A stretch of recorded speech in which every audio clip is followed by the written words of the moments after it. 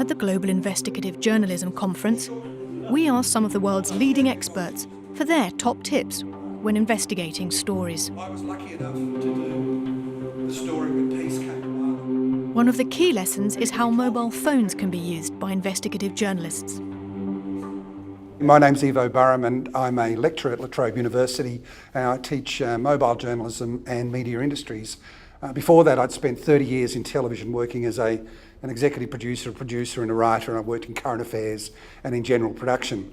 But about 7 or 8 years ago, I'd had enough of TV and I left basically, and I began to develop the self-shot skills that I developed in TV over a period of 20 years into a mobile journalism program. And I've been wandering around the world now working with journalists from Syria, from Yemen, from other EU countries and other countries in Asia, teaching them how to make stories, politicised stories, powerful stories using their mobile phones.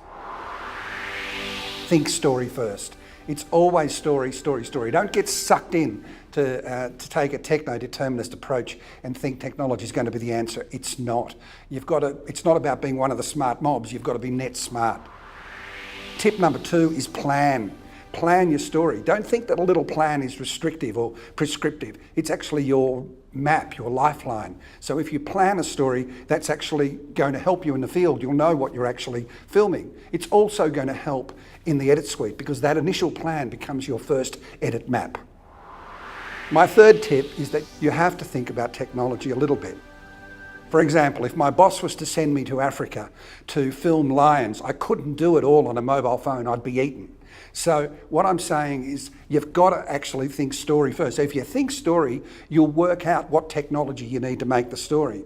And then it's really interesting with mobile journalism because in some countries, even a mobile phone is too much. In other countries, like in the EU, for example, they really love technology and they love to put a lot of gadgets on their phones. But in the Middle East, they use just a mobile phone because they don't want to be painted as a target. So technology is important, but you decide on technology by thinking story first. And tip 4 is B-roll or cutaways or clipper builder.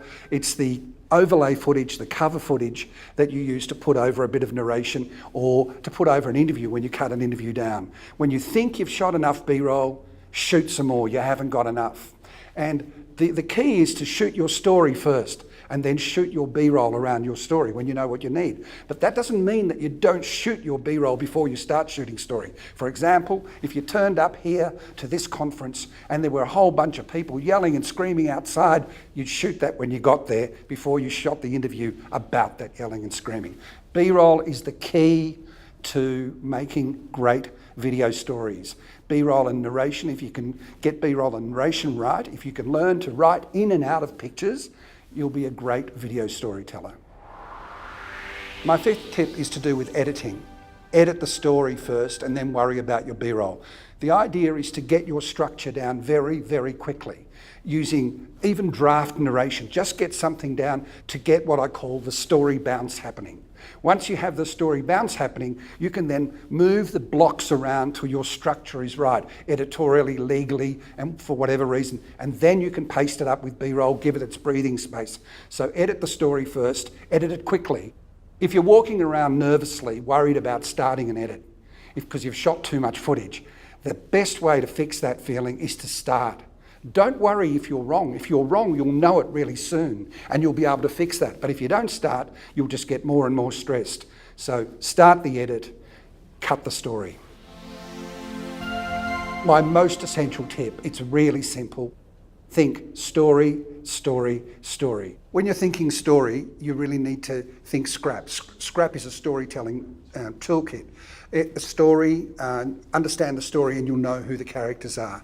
Understand the characters and you'll know how to actually put them together, which is the next part. R for resolution. What's the structure of the story? A is for actuality. Actuality is all the real stuff that you need to film, all the stuff that's happening. It's the stuff that gives your story currency. And P is for production. It's the logistics. Even short stories, you should be thinking about those. In the old days, we used to do it in the train on the way over. Now we actually, I don't know when we do it because things happen so much quicker, but we need to think about scrap.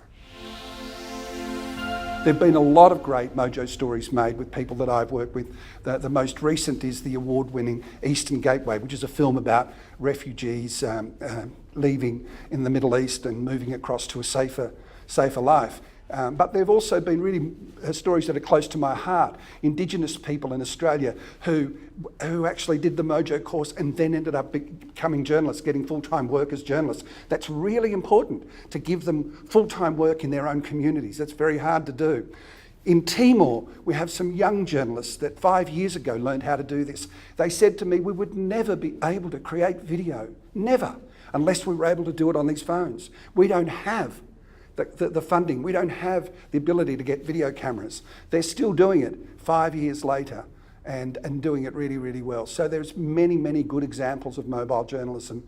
There are 7.1 billion mobile phones in the world. There are 3 billion smartphones. That means almost half the world's population has the ability to tell life-changing stories, and that's the real potential of Mojo.